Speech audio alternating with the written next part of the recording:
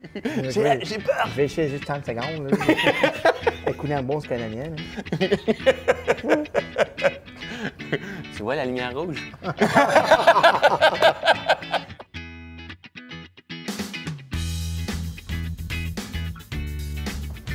Salut la gang, François Lemay ici. Bien heureux de vous retrouver dans une autre capsule, un nouveau module. Cette semaine, je vais vous parler avec vous d'importance d'être cohérent dans chacune de nos interactions, dans chacune de nos actions, de nos pensées et de notre discours intérieur aussi. Et pour ce sujet-là, qui de mieux que d'accueillir un Français de France, directement de la France, mon ami, expert en neurosciences, fondateur de Neurobusiness School, l'Institut de neurosciences appliquées, si je ne me trompe pas, conférencier, coach, quelqu'un de reconnu internationalement, quelqu'un que j'admire honnêtement.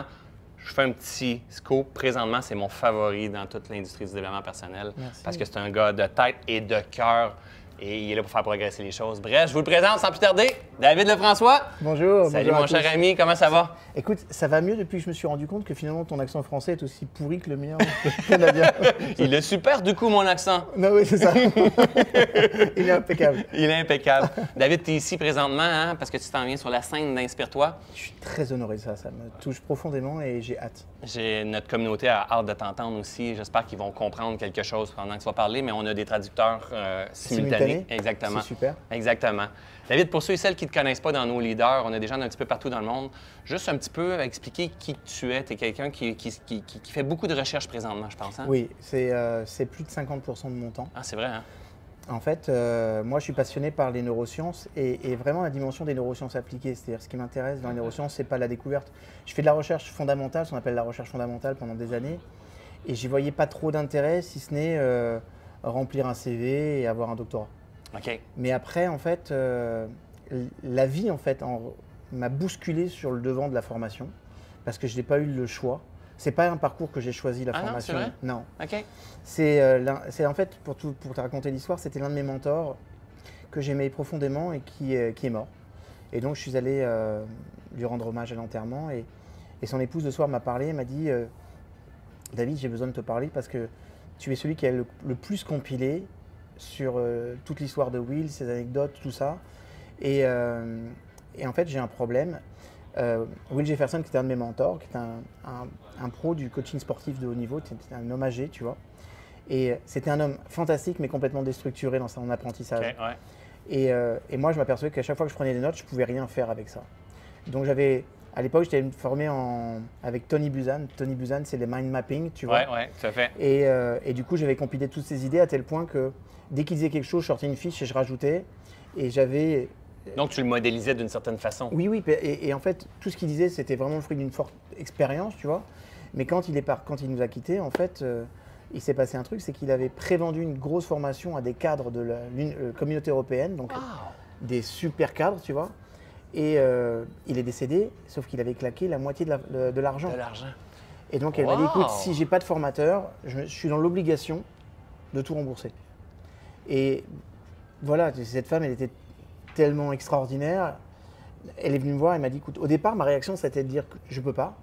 Moi, je suis un petit chercheur, j'ai peur de tout. Là, on recule de combien de temps dans le temps? Presque 20 ans en arrière. Wow! Tu vois.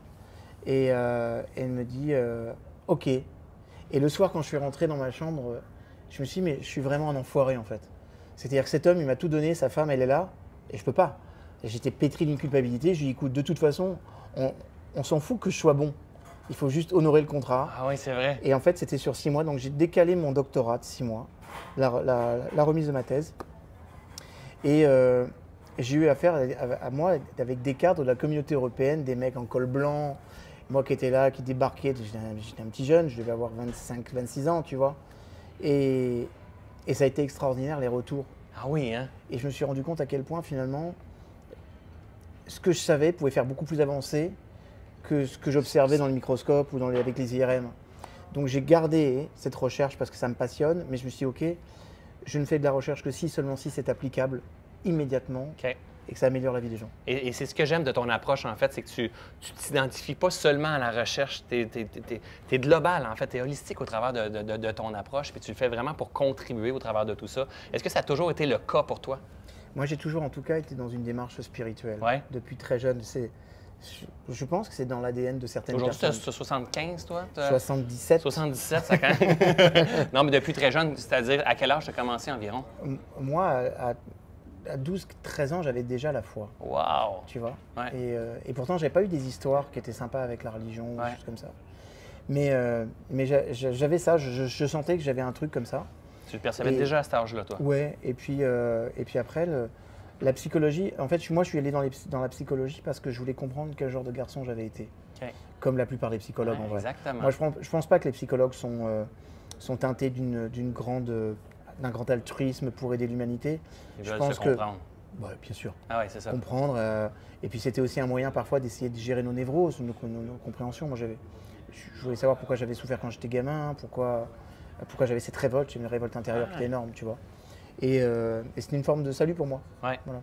Exact. Et aujourd'hui, ce que tu fais, c'est que tu contribues à aider les gens à mieux se comprendre, mieux se connaître au travers de tout ça, mais tu viens appuyer sur les recherches que tu fais un petit peu. Oui, c'est ça. C'est-à-dire que j'ai découvert à quel point le pragmatisme scientifique, pas facile à dire, le pragmatisme scientifique permettait de donner une crédibilité et du coup une acceptation du message qui était beaucoup plus grande. Ouais. Et j'ai trouvé une très grande opportunité. Oui, tout à fait. Tu vois, dans cette expérience que je t'ai racontée avec ces hommes de la communauté européenne, j'ai compris qu'en fait, dès qu'ils allaient me chercher sur le terrain de moi j'ai de l'expérience, petit, qu'est-ce que tu fous là?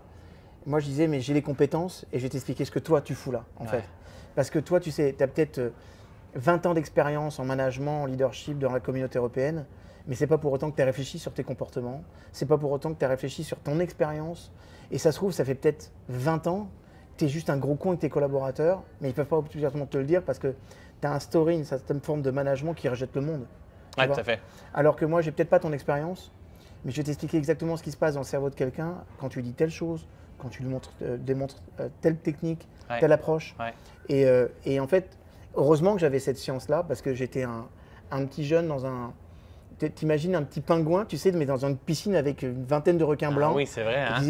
On va tous le bouffer. Toi, ouais, c'est ça, exactement. Et c'est ça qui était intéressant. Vrai, hein? J'ai vu que finalement, à quel point la science, elle me protégeait en fait. Oui, exactement. Et après, dans mon évolution, j'ai vu combien la science me rapprochait de ma spiritualité. Ah oui, hein? Tu as réussi à faire le pont entre les deux. C'est ma très grande passion. Oui, exact. Et il y a souvent une division entre les deux. Es-tu d'accord un petit peu? Mais bien sûr. Et c'est ça la beauté avec toi, c'est que tu arrives à être dans la science, dans la spiritualité, d'unir les deux et d'avoir de la tolérance par rapport aux deux.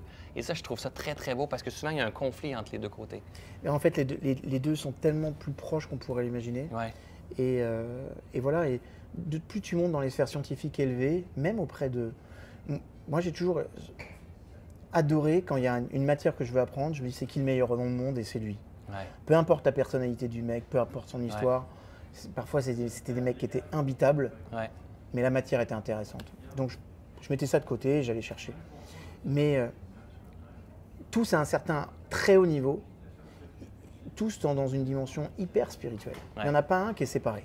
Ah oui, c'est vrai, hein? Chez les petits scientifiques qui démarrent, qui vont dire non, mais moi je vais tout expliquer. Tu vois. Mais quand tu es rendu dans les plus hautes sphères, il n'y en a aucun qui réfute par exemple la notion de Dieu, d'âme. J'étais surpris de voir ces grands scientifiques qui me disent mais ça, il y a des choses, c'est l'âme. Qu'est-ce que tu me racontes? Pas toi. Un métaphysicien quantique qui va me parler d'âme. Mais ben oui, parce qu'en fait, il y a la science. Et il y a un tas de choses que la science ne pourra jamais prouver. Exact. En tout cas, tel qu'on est là aujourd'hui, on ne pourra pas. Ouais. Et la seule explication, c'est une dimension qui est une dimension divine. Tu vois. Exact. Et donc, je trouvais ça intéressant. C'est intéressant, puis ça en remet aussi à plus grand à qu'est-ce qu'on ne pourra pas contrôler ou comprendre non plus. Et puis tu sais, regarde, on a en face de nous des leaders qui sont en contact avec des leaders. Ouais. Ce qui est intéressant, c'est de voir à quel point notre monde, il repose sur un paradigme économique qui est très simple. On nous demande de faire plus vite, mieux et moins cher. Exactement. Dans ton industrie, dans la mienne, dans vos industries, il n'y a pas un secteur dans lequel on n'a pas cette exigence d'avoir plus de produits, avec moins de délai, avec moins de prix, avec plus de profit. Ça met une pression. Ouais. Et ce qui est intéressant, c'est que de cet univers-là, il y a deux choses, je crois. Le coaching, où les mecs ont dit bon, c'est bon, la compétition, les gars, elle est rude, aidez-nous, donnez-nous des outils. Performer davantage, d'une certaine façon. Exactement. Ouais, exact. Mais performer en restant dans l'équilibre de soi. Et pour moi, ça aussi, c'était un vecteur énorme de spiritualité parce que les mecs qui allaient au bout de ce processus-là, mais qui ne mettaient pas de spiritualité, ils ne rencontraient qu'une seule chose, c'est le burn-out. Tout à fait. Bingo. Voilà. Exact. Alors qu'à partir du moment où il y a quelqu'un qui va se dire ok, il y a autre chose là. Et ce qui est intéressant, c'est que les neurosciences, et ça j'ai adoré, quelqu'un qui a la foi, peu importe la foi, on ne parle pas de religion, on parle de foi, la foi qui est une expérience. Pour moi, la religion est un système. Je sépare vraiment les deux. Tu vois oui, intéressant. et le système qui peut te permettre d'accentuer ta foi, de la organiser, de la structurer. Mais moi, j'ai connu des gens très religieux qui avaient une foi d'un grain nul, tu vois, exact. et des personnes qui connaissaient rien à la religion, mais qui avaient une foi énorme en Dieu et qui réalisaient tout. Exact. Quelqu'un qui a la foi, que tu mets sous IRM, il va activer 7 zones dans le cerveau que quelqu'un qui n'a pas la foi n'active pas. Et ces 7 zones, quand tu les actives en même temps, ça génère moins de stress, plus de créativité, de la noradrénaline et de l'ocytocine. C'est un truc énorme. Ça veut dire que la foi, d'avoir la foi, c'est mesurable et c'est surtout un vecteur d'efficacité énorme. Moi, je vais te raconter une histoire qui m'a permis de gérer mon stress en 2 secondes. Le meilleur coaching, c'était avec mon rabbin. Je le ramène, j'étais en voiture, j'adore cet homme, j'ai beaucoup de respect pour lui, un très grand érudit en Kabbale, en Torah. Et puis, dans la voiture, il me dit, David, tu ne pourras pas réussir dans la vie. C'est vrai, hein? Il dit, moi, je sais pas, tu as un doctorat, tu as des sociétés, tu as des trucs.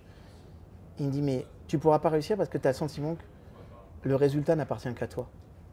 Ça te met une pression et il me dit, obligatoirement, ça va générer un truc, c'est de devenir un hyper contrôlant. Exactement. Et ceux qui deviennent des hyper contrôlants, en fait, dans la vie, sont des personnes qui, à un moment donné, ne peuvent pas tellement plus contrôler qu'une fois encore, l'issue, c'est le burn-out ou un rejet de ce que tu es en train de faire ou un dégoût où tu vas aller à l'opposé, mais tu vas fuir la situation. Tout à fait. Et il m'a dit, écoute, fais les choses, toi. Fais-le avec intégrité, en donnant le meilleur de toi et en essayant de voir ce que tu peux améliorer au maximum. Mais le résultat, il ne t'appartient pas. Le résultat, il est là-haut. Wow. Et j'ai trouvé ça, mais voilà, en 1 minute, il m'avait expliqué ce que c'était qu'un vrai lâcher-prise. Exact. Et il avait géré mon stress comme jamais un homme a géré mon stress. Il n'y a pas un psy quand même, il fait que ça. Quoi. Exact. Mais tu avais déjà une ouverture d'esprit. C'est un petit peu ce que je vous partage souvent en disant, faites ce que vous avez à faire, des actions cohérentes, tout ça, mais laissez la nature faire son œuvre d'une certaine façon. C'est de la co-création avec plus grand. Hein? C'est exactement ça sous des mots différents, mais il faut avoir une certaine audace. Des fois, je dis folie, mais c'est pas le bon mot parce que on a de la misère à mettre un sens à tout ça. C'est vraiment par l'expérience directe. Es-tu d'accord avec moi?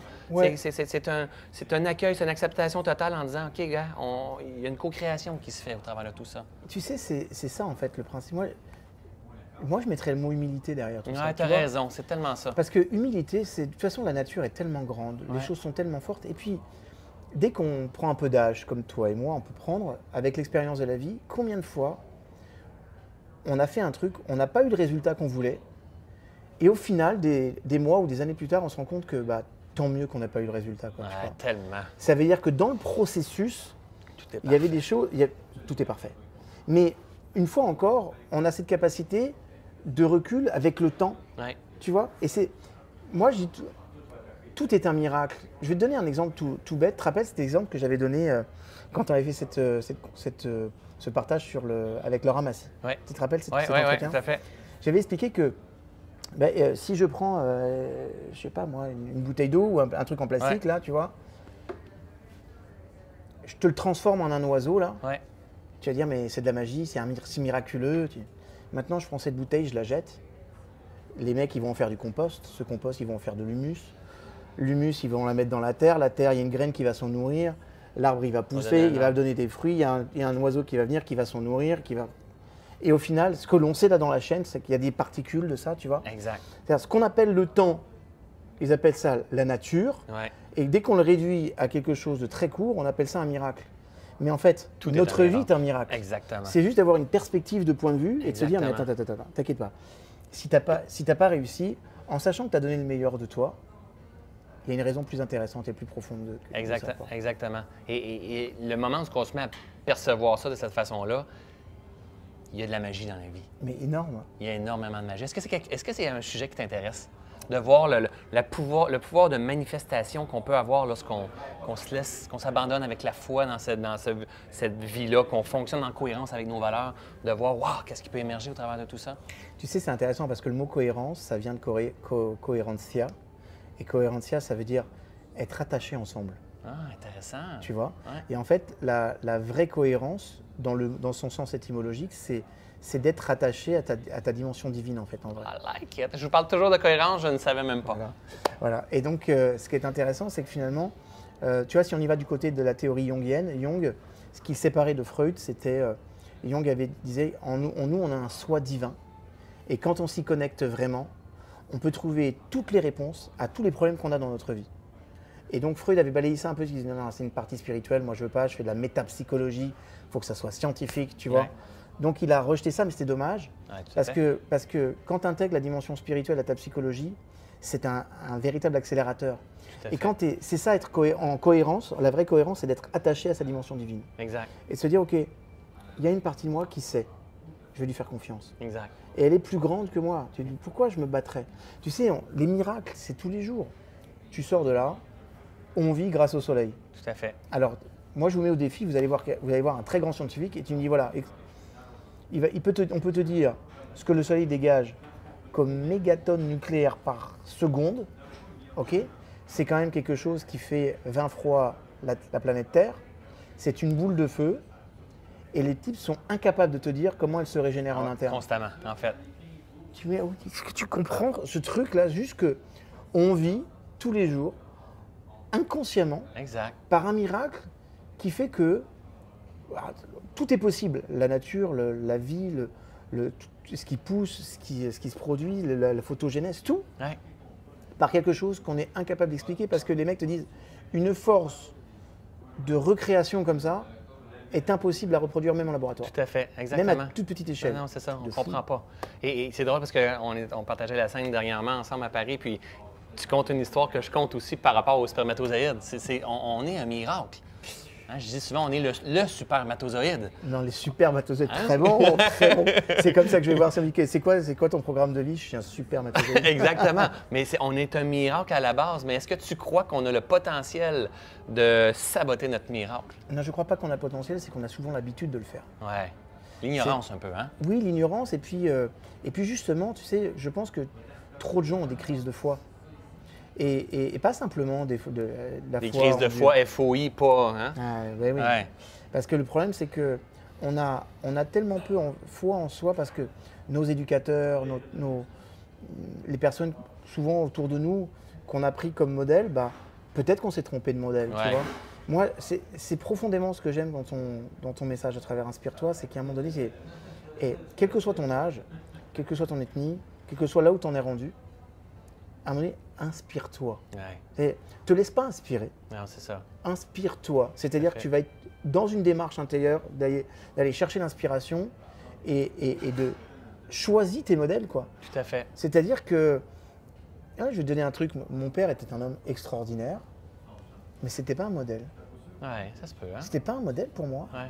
Alors qu'à côté, j'avais un grand-père d'un homme d'une rare simplicité, mais qui avait un système de valeurs, qui avait fait la preuve de courage pendant la guerre incroyable. Et lui, c'était plus lui mon modèle. Tu vois ce que je veux dire ou pas? Ouais.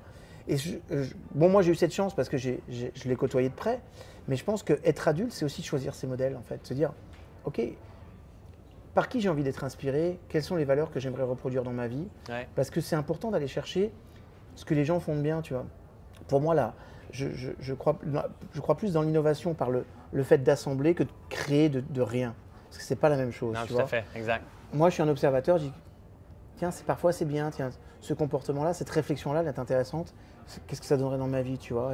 Et c'est quoi que tu as comme modèle? T'as-tu des gens comme modèle? As-tu des, je sais pas, la nature, des dieux? Ou c'est quoi les modèles à toi? Écoute, moi, je suis de culture juive. Oui. Donc, Et c'est ce que j'apprécie de toi parce que tu es en cohérence avec ça, tu es bien avec ça, et tu tolères les différences. C'est rare. j'aime tout le monde. Tu sais, j'ai appris, j'étais juif, j'avais 28 ans. Donc ça veut dire qu'avant, j'ai grandi chez les jésuites. Ensuite, je me suis viré par la énième fois. J'ai grandi après dans une communauté asiatique. Donc j'ai rencontré des shintoïstes, des bouddhistes, des jésuites, et en fait, tous étaient beaux. Tu vois ce que je veux dire? Et donc, franchement, pour moi, tout est juste. Vraiment, tout est juste. Par contre, j'aime ma culture juive et j'aime la Torah, parce qu'à l'intérieur de... tu vois, je passe 50% de mon temps à faire de la recherche, mais je passe aussi presque 20% de mon temps à étudier la Torah, tu vois, avec la Kabbale, tout ça. Donc, une journée par semaine, si je ne me trompe pas, tu étudies la Torah, en fait. Une journée par semaine, c'est vraiment j'étudie les textes sacrés et ce qui peut en ressortir. Ouais. Et il y a des choses qui sont tellement hallucinantes. Et tu vois, c'est ça qui est intéressant, c'est que plus tu rentres dans l'observation de l'infiniment petit dans la Torah, tu vois, par exemple, qui est l'Ancien Testament, la Bible, et puis tu te rends compte qu'on n'a rien créé, en fait. Non, c'est ça. Tout existait déjà. Exactement. Déjà dans la Bible, on parle d'angoisse. Le mot angoisse. Ah oui, c'est vrai? Le mot angoisse, c'est-à-dire que j'ai vu le mot angoisse dans la Bible. C'était déjà là, quoi.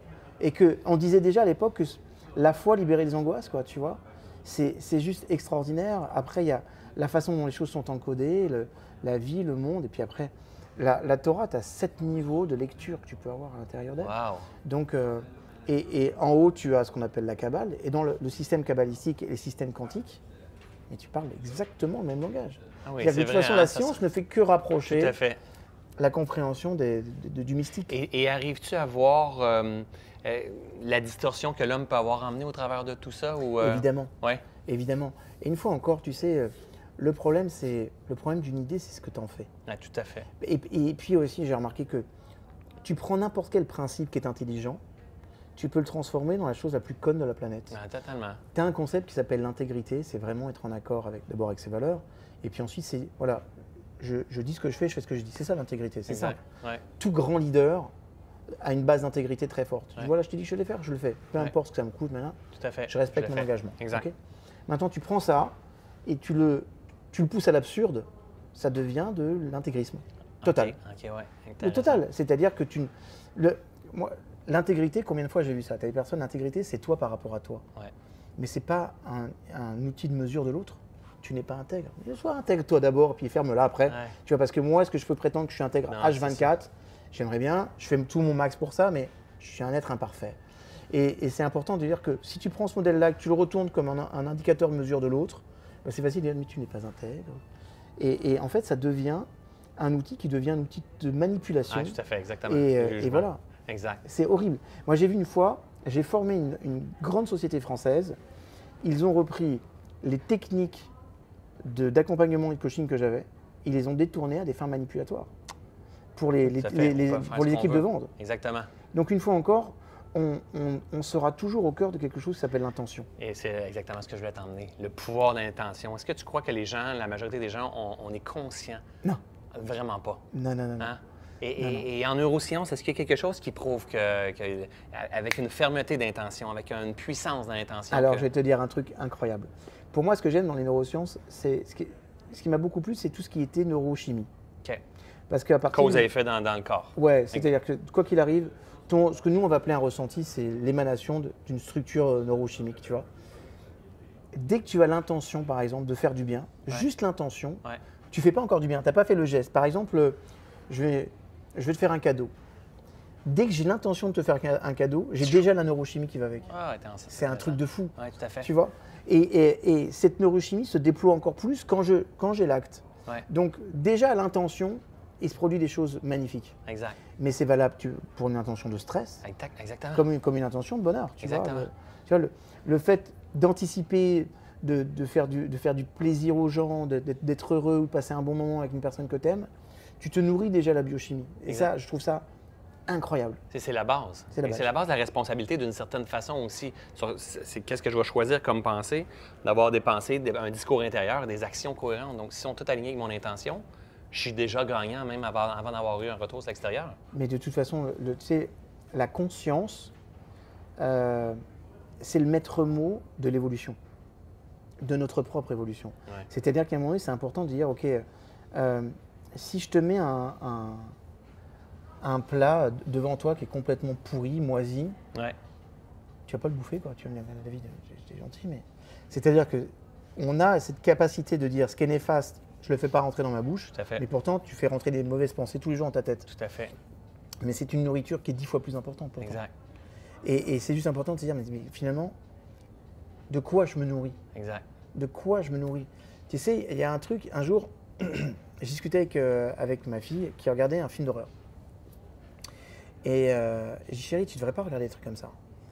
Elle me dit, oh papa, c'est rien. Ah bah viens, je vais te montrer une étude d'un des petits jeunes chercheurs que je connais à l'université de Tel Aviv, qui a prouvé que quand tu regardes un film d'horreur, on va avoir une habitude psychologique qu'on appelle le kilomètre sentimental. C'est-à-dire qu'à force de voir des choses difficiles, en fait, on a un détachement émotionnel conscient, mais on a une suractivation inconsciente. C'est-à-dire que toi, tu penses que tu regardes quelque chose qui est peinard, mais pourtant, tu as une neurochimie qui réagit Active, et qui quand te même. libère des choses qui sont néfastes et qui vont te rendre agressive, qui vont te rendre, tu vois. Ouais. Donc, c'est pas anodin du tout, en Non, fait. c'est ça. Et c'est valable pour ce que tu vois à l'extérieur, mais c'est aussi valable pour ce que tu crées dans les pensées que tu vas avoir par rapport à toi, par rapport aux autres, par rapport aux situations. Exact. Tu vois. Et ça, c'est tellement important de comprendre que c'est tu es responsable. Exact. Tu vois, on est les premiers responsables des résultats qu'on obtient dans notre vie, mais dans un premier temps, c'est je suis ce que je pense. Exactement. Et ce que je pense, c'est ce que je vais créer. Donc, fais attention à ce que tu mets dans ta tête. Est-ce Tout que à tu fait. mets dans ta tête des belles idées, des beaux principes, est-ce que tes valeurs te tirent vers le haut? Puis quand tu te parles à toi-même, tu sais toutes les études montrent que si on parlait à nos amis comme on se parle à soi-même, on n'aurait jamais On n'aurait d'amis. pas d'amis. Jamais Exactement. d'amis. Exactement. C'est un truc de fou. Donc, il faut c'est- être vigilant et apprendre à s'observer pour se voir aller. Il faut s'intéresser à la machine humaine aussi.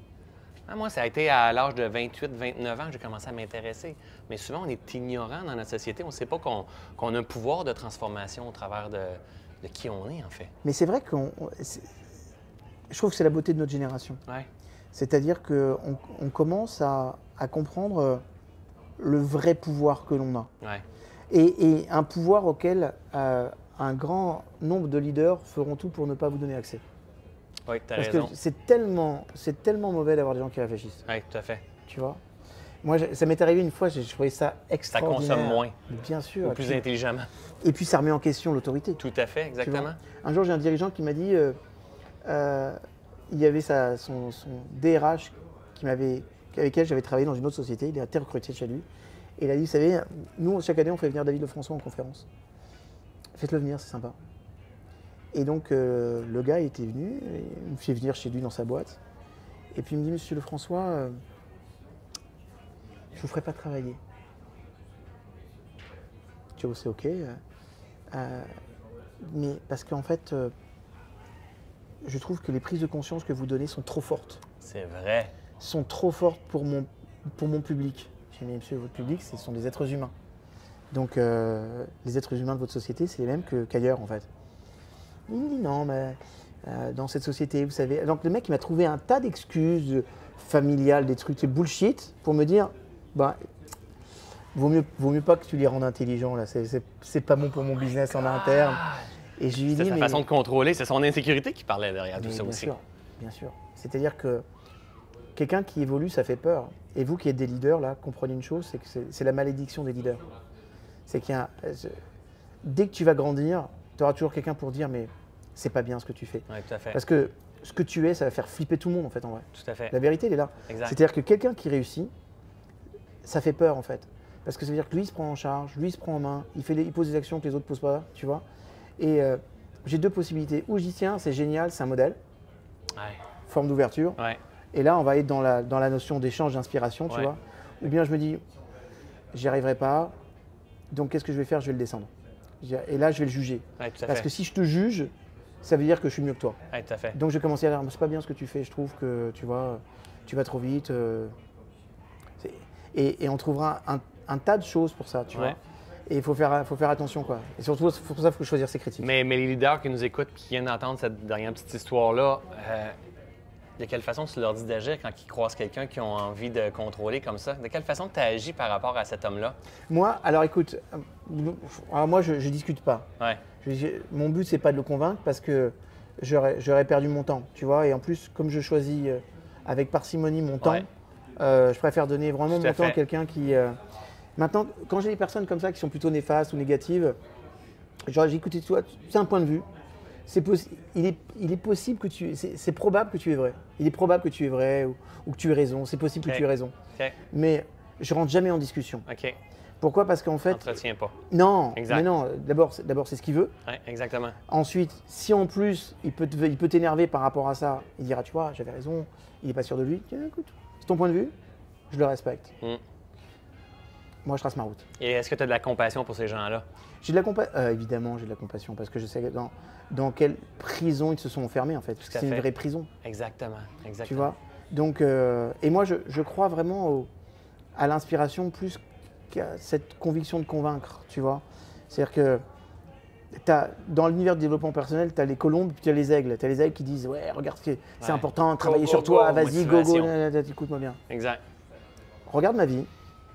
Regarde quand je mets de la foi dans ma vie, voilà ce que j'ai, ce que j'obtiens comme résultat, combien je suis heureux, combien j'ai une relation harmonieuse avec mon épouse, combien ça match avec les enfants. Et puis, j'apprends. Et moi, j'ai cette chance, je dois dire, je suis un homme très heureux. OK?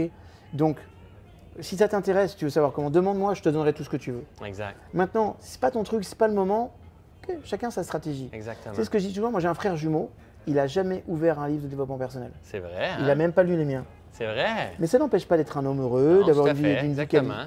Et ça veut dire, et j'ai aimé ça parce que ça veut dire qu'on a tous des stratégies différentes. Ça. Et c'est OK, quoi. Tu n'as pas besoin d'être un grand développement personnel. Et voilà. Il y a un respect mutuel dans les différents des deux. Exactement. Et c'est intéressant de voir que finalement, on obtient des mêmes résultats avec des stratégies qui sont complètement différentes. Exact. Et c'est très bien comme ça. Exactement. David, on a parlé d'intention, on a effleuré la cohérence aussi au travers de tout ça. Est-ce que tu crois que c'est important de prendre un recul? Ben oui, c'est important de prendre et faire le vide mental. En tout cas, c'est important de créer des espaces dans lesquels tu apaises ton flot de pensée. Voilà. Ouais. Le sport peut aider à ça. Parce que parfois, moi par exemple, j'ai du mal avec la logique méditative, personnellement, tu vois. Peut-être que je suis trop nerveux, j'en sais rien, mais dans ces cas-là, de me faire des bonnes marches en forêt. Tout à fait. Et tu sais, moi j'ai une chance. Comme tu dis. Exactement. Puis moi j'ai une chance quand même, c'est que comme je suis de cette culture-là, il y a un truc qui s'appelle le Shabbat. Exactement. Et le Shabbat, c'est vendredi soir tombé de la nuit, samedi soir tombé de la nuit. T'as pas d'ordinateur, t'as pas de téléphone, t'as pas de tout ça. Il n'y a pas de télé. Ça veut dire que la seule chose que tu vas voir, c'est une belle table de Shabbat du vendredi. Moi, c'est Noël tous les vendredis soirs. On fait une super table. Donc à partir de quelle heure le vendredi soir? Tombé de la nuit. Tombé de la nuit. Tombé de la nuit. OK, jusqu'au samedi soir, tombé donc, de la nuit. Tu vois, en hiver, ça veut dire que je termine, j'arrête de travailler très tôt dans l'après-midi, tu vois. Et puis en été, ça peut aller très loin. Mais, et ça, c'est un moment qui est juste extraordinaire. Exact. Je vais avoir un temps pour moi et une journée comme ça, mes amis, c'est l'équivalence pour moi d'une semaine de repos. J'en suis persuadé. Parce que quand tu n'es pas sans arrêt constamment sur ton WhatsApp, sur ton truc, c'est ton ordinateur, machin. Non, tu fais pas, tu fais pas. Tu vas prier. Tu vois, par exemple, un truc qui est énorme, le vendredi soir, la première des choses que je vais faire, c'est que juste avant de faire le repas, je fais une prière pour honorer ma femme. Wow. Lui dire combien elle est extraordinaire, combien c'est grâce à elle que le foyer tourne, combien c'est… Tu remets les choses à leur place. Et quand les choses, elles sont à la place, tu peux commencer à prendre la tienne. Wow. Tu vois. Donc c'est important d'avoir, moi ce que je donne à mes clients, je dis, ayez un free day. Ouais, tu vois. Exact. C'est le dimanche, c'est un jour, peu importe. Exact, un jour où tu fais rien, tu bosses pas, tu produis pas. Et c'est là où ton cerveau se repose. Mais quelle créativité sort de tout ça, tu peux même pas imaginer. Quoi. Exactement. Je vais essayer ça, d'honorer ta femme en… Laisse-moi terminer d'honorer la mienne. Maintenant, méfie-toi, je te rappelle que les amants français, c'est quand même les plus sains du monde. Oui, c'est ça. Il y a des terrains sur lesquels la compétition, tu peux pas aller. Oui, c'est ça. Moi, j'irai pas sur le terrain de l'accent canadien, parce que c'est pas du tout mon accent. Tu vois, c'est ça, très complexe pour moi. Là. Sur le domaine de la sexualité, laissez les Français, les gars. Ah non, mais avez-vous entendu ça quand même, hein? Du vendredi soir à la tombée de la nuit au samedi soir, il décroche, pas de Facebook, pas de texto, pas d'ordinateur, pas rien du tout. Il honore sa femme et tu prends un temps pour toi, un temps pour prière. Donc, pas obligé d'être de la méditation. Ça peut être d'aller marcher dans la nature, faire du sport, prendre un recul tout simplement, mais au moins revenir en zone neutre d'une certaine façon. Hein? Tu sais, dans toutes les… J'ai travaillé, moi, sur la philosophie des religions comparées. Dans toutes les religions, on te dit qu'il n'y a rien de mieux que de te retrouver seul, tout à fait. dans la nature. Exactement. Je suis Être totalement en en ligne contact avec ça. avec les éléments et juste laisse aller, tu vois, le flot de pensée, tu laisses aller, mais surtout le plus important, c'est dans ces cas-là, là, c'est un temps qui est un temps pour vous, quoi. Ça veut dire qu'il n'y a pas de téléphone, il n'y a pas de truc. Et puis, je vais vous dire une chose, mes amis, si vous ne le mettez pas en arrosage automatique, vous ne le faites pas. Ah, j'aime ça. Ça, c'est aussi important, c'est-à-dire que tu dois être rigoureux dans ce domaine-là. Moi, je vais raconter un truc. Il y a de ça 3 mois, on m'a proposé une émission de télé. J'ai eu beaucoup d'émissions de télé en France, parce que j'étais expert pour pas mal d'émissions. J'ai eu la mienne. Et là, on m'a proposé une grosse émission en prime time sur M6, tu vois, qui est une grosse chaîne française. Et moi, j'avais prévenu la boîte de prod, je préviens monsieur, vendredi soir, samedi soir, Oui, c'est vrai. comptez pas sur moi. Ouais. Ok. À la boîte de prod qui vend à la chaîne dit le programme il est génial, machin truc, le François il est broadcastable, on appelle ça comme ça. Ouais. On y va, on fonce. Et le gars il me dit par contre, juste un point de détail, naturellement, C'est le vendredi. il faudra vous rendre disponible le week-end. C'est pas possible, j'étais très clair moi, vendredi soir, samedi soir. Et le gars il te regarde avec des yeux, tu vois, Tex Avery, tu vois. Il dit monsieur, on vous propose un prime time le mardi soir sur M6. Et vous refusez. Évidemment. Évidemment que je refuse. Ah, il dit, monsieur, c'est M6. C'est un gros poste de télévision chez Mais vous. quoi? C'est Ah oui. la deuxième télévision française. Combien de millions de personnes qui écoutent Je ça? sais pas, j'avais un accès à 12 millions d'euros, 12 millions de personnes, un contrat avec plusieurs centaines de milliers d'euros, tu vois. Oui, tout à fait. Non, c'était le gros truc, quoi, tu Ouais. vois. Et il m'a dit un truc, il m'a dit, vous savez, même Arthur qui est juif, Arthur c'est un gros de la télévision française, tu OK. vois. Même Arthur qui est juif, il travaille le samedi, mais je ne suis pas Arthur, moi. Exact, bravo. Et c'est ça la cohérence. Oui, totalement. C'est être attaché à tes valeurs. Je vois pas pourquoi je remettrais en question ma spiritualité, ce qui m'a rendu heureux dans la vie, sous prétexte que je vais faire de la télévision. Exactement, exactement. Et ce qui est intéressant, c'est qu'il y en a qui m'ont dit, mais comment tu t'es senti après ça? Je me suis senti heureux. Oui, exactement.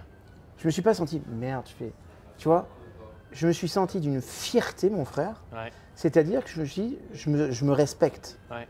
Et quand tu te respectes, qu'est-ce que tu veux? Exact. Qu'est-ce que tu veux de mieux? Est-ce que tu crois que, aussi quand tu fais des choix comme ça, que la vie te retourne plus aligné? Qu'est-ce que tu veux? Mais toujours. Exactement. Mais toujours. De toute Exactement. façon, je vais te dire un truc. Moi, on parle de cette fameuse loi d'attraction. Ouais, tout à fait. Pour moi, j'ai toujours dit que c'était ce que tu dois avoir surtout, c'est la loi d'alignement. Oui, totalement. Ce que tu penses, ce que tu dis, ce que tu fais, Exact. ce à quoi tu contribues. Oui, Et toute ta gestuelle, tout ça, ça doit être en cohérence. tout à fait. Parce qu'il y a peut-être de personnes qui te disent, moi j'aimerais gagner beaucoup d'argent, tu vois, et puis qui pensent le contraire. Tout à Ou fait. qui pensent que c'est sale. Exactement. Ou bien, combien de fois j'ai eu une personne qui dit, moi j'aimerais bien avoir une relation harmonieuse avec mon épouse. Il te dit ça 10 secondes, puis après, pendant 20 minutes, il va t'expliquer combien la relation elle est pourrie. Compliqué, tout ça. Exactement. Pourquoi tu passes pas ton temps à m'expliquer quelles sont les grandes qualités de ta femme? Oui, Tu vois. exact. Parce que si tu augmentes les qualités de ta femme, tu vas en réduire les défauts. Tout à fait. C'est comme ça. Exact. Et puis elle le fait sûrement aussi de son côté. Ouais. Et c'est ça d'être aligné. C'est tu veux avoir une vie d'abondance, mais tu réagis qu'une logique de pénurie. Tu vois ce que je veux Ouais. dire ou pas? Tout à fait. Tu vois Tout petit à dans fait. ton truc. Dans le manque, en fait, là, d'une certaine façon. Moi, j'ai eu un partenaire un jour comme ça qui voulait m'organiser des séminaires. Et je lui dis, mais je comprends pas. Fais appel à une vraie équipe pour tourner, pour filmer, machin. Il me dit, c'est cher. Je dis, mais mon frère, c'est cher de quoi? Ça s'appelle la qualité. Moralité, il ne m'a pas écouté. Il a pris un truc qui n'était pas cher, sauf que tout ce qu'on devait enregistrer pendant le séminaire, ça n'a pas été enregistré. C'est-à-dire que moi, je me suis retrouvé à défaut à promettre les vidéos aux personnes que je ne pouvais pas promettre. Donc du coup, après, j'ai dû retravailler Tout à fait. des vidéos spécifiques. Et j'ai dit, mais en fait, tu m'as doublé mon temps de travail. Exact. Une pression inutile. Mais en fait, tu n'as pas compris. Tu veux gagner, mais tu as une logique de pénurie. Exact. Et je bosse pas avec toi. Exactement. Et en fait, j'ai arrêté de bosser avec lui parce qu'il était dans cette dimension, mais il était tout petit en fait. Tout à fait. C'est-à-dire que d'un côté, il dit ouais, moi j'aimerais bien, on peut faire des grandes choses. Mais tu Mais à penses l'interne, petit, c'est tu ça, penses exactement. petit, tu vis petit, tu agis petit. Exactement. Tu peux pas. Et sors de toi quoi. Exactement. Et agis comme. Ah, Tu j'adore vois, ça. agis, fais comme si. Va voir un mec, dis écoute-moi bien, c'est ma première opération. Le type là, il est super bankable. C'est 7000, fais-moi 3000, j'ai 3000 de budget. Mais je te jure que les prochaines, ils sont tous avec toi. Ouais. Et dès qu'on monte en puissance, on augmente les trucs. Va négocier, va donner ton pouvoir. Il y a des Tout à mecs fait, qui seraient tout à partis avec toi. Le premier, il veut pas, bah fais le deuxième, troisième, quatrième. Mais là, tu as du vrai matos, tu vas envoyer du lourd, les mecs vont dire tiens, c'est pas mal, c'est intéressant. Ouais, Bien, la on veut prochaine, on l'a travailler fait. avec lui. Évidemment. C'est-à-dire qu'à un moment donné, c'est ne pense pas petit, ne pense pas limite, Ah, j'aime ça. pense grand. Exactement. Donc, j'espère que vous avez saisi ce message-là parce que c'est vraiment important. On a tous des leaders ici qui nous écoutent, qui aspirent à être un David Lafrançois, mais à votre couleur à vous, à votre unicité à vous, en fait. Qu'est-ce que tu aurais comme dernier conseil à donner? Hein? C'est tous des gens qui ont envie de prendre leur place de plus en plus en coaching, en conférence, des entrepreneurs en pleine conscience qui prennent déjà leur place, mais de quelle façon, peut-être, est-ce que tu es d'accord avec moi, c'est davantage un processus de libération personnelle que de devenir un entrepreneur? De toute façon, tu sais, que ce soit en management ou en leadership, moi je vais donner un des secrets qui a fait que j'ai vendu des centaines de milliers d'heures de coaching dans les entreprises. Parce que les coachs que j'ai formés, j'en ai placé des milliers. Ouais. Des milliers d'heures, vraiment. Et mon principe a toujours été le suivant, qui est très simple. Ça fait des années que on joue la carte de la formation. Okay, et la formation, c'est quoi? C'est le développement de savoir-faire. Ouais. Maintenant, je leur dis, vous savez, dans le monde de l'entreprise, on a atteint la limite. Parce que ce que vous devez comprendre, c'est que la mise en place du savoir-faire dépend exclusivement de votre savoir-être. C'est-à-dire que tu peux apprendre les meilleures techniques de management du monde, si tu n'es pas affirmé pour les faire vivre, ça ne sert à rien. Tu peux donner les meilleures techniques de prise de parole en public, si tu ne sais pas gérer tes émotions, à un moment où tu vas monter, ça ne sert pas à grand-chose. Tout à fait. Donc on s'aperçoit que la qualité de tous les savoir-faire que tu es en train d'apprendre dans toutes les sphères dans lesquelles tu vas dépend exclusivement de ce que tu es. Et si ce que tu es, tu le fais grandir, ton savoir-faire, tu le rends méga puissant. Exactement. Et de ton alignement. tu es en alignement. Et il y a aussi une chose que je vous invite vraiment à faire. Échouer. Échouer. Et n'ayez jamais honte de ça. Et c'est-à-dire, prenez le risque et acceptez l'idée de pouvoir vous planter. Parce que quand vous acceptez cette idée-là, en fait, ça veut dire que vous allez oser, vous allez sortir de votre zone de confort, et c'est comme ça que vous allez accélérer le processus d'apprentissage. Parce qu'on n'apprend rien des expériences délicieuses. La plupart du temps, on essaye de se prémunir et de se dire « Ok, moi, je veux que ça se passe très très bien, machin truc. » Donc, on ne veut pas souffrir. On ne veut pas souffrir. Donc, on met ça à distance, on procrastine, et on ne se réalise pas au fond vraiment. Exact. Et ça prend du temps, ça prend plus de temps ce processus-là. Alors que je dis, ok, j'y vais. Bon, si je me gaufre, je me gaufre. Tout à fait. Ça fait partie du deal et c'est comme ça. Et c'est ok. It's a process. It's a process. Ok, ça fait partie. Donc, moi, le meilleur conseil que j'ai à vous donner, c'est si vous voulez réussir, apprenez à échouer. Pour apprendre à échouer, il faut échouer. Voilà, faut se donner le dire, ok, je voulais faire 50 personnes dans la salle, j'en ai 10. Mais ces 10-là, je les sers comme s'il y en avait 100. Exactement. Ok, et je me pose des questions après.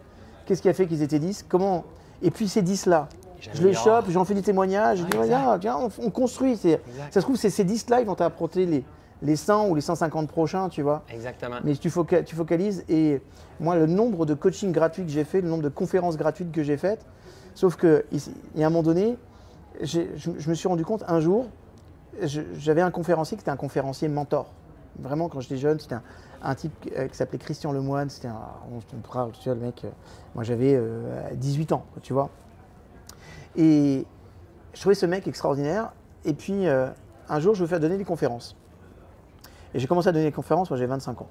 Voilà, dans ce processus de ce qui s'est passé avec Rita.